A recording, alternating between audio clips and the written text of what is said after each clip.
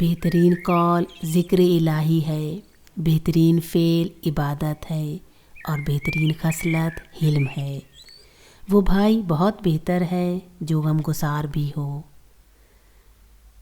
انسان کو چاہیے کہ اپنی قسمت پر رضامند رہے۔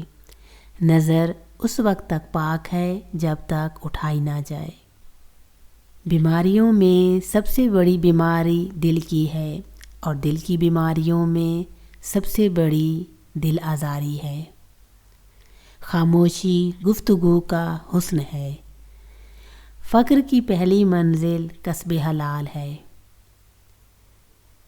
فقیر وہ ہے کہ اس کی خاموشی فقر کے ساتھ اور گفتگو ذکر کے ساتھ ہو۔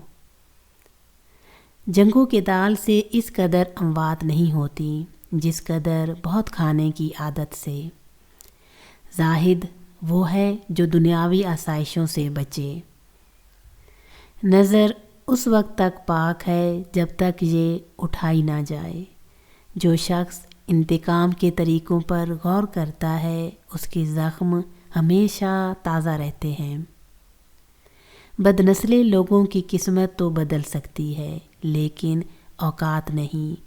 خاندانی لوگ وقت بدلنے پر معیار نہیں بدلتے۔ جب آپ بیماری کی نوعیت کو نہیں جانتے تو اسے فطرت پر چھوڑ دیں۔ معاملات میں جلدی کرنے کی کوشش نہ کریں۔ دنیا بہت تکلیف میں ہے، برے لوگوں کے تشدد کی وجہ سے نہیں لیکن اچھے لوگوں کی خاموشی کی وجہ سے۔ مسائل سے بچنے کا بہترین طریقہ ان کا حل ہے۔ محبت کے اعتبار سے ہر ایک باپ یعقوب اور حسن کے اعتبار سے ہر ایک بیٹا یوسف ہے۔ نہایت خوشحالی اور نہایت بدحالی برائی کی طرف لے جاتی ہیں۔ غیبت سننے والا غیبت کرنے والے کا ساتھی ہے۔ مسکراہٹیں جھوٹی بھی ہو سکتی ہیں، انسان کو دیکھنا نہیں سمجھنا بھی سیکھو۔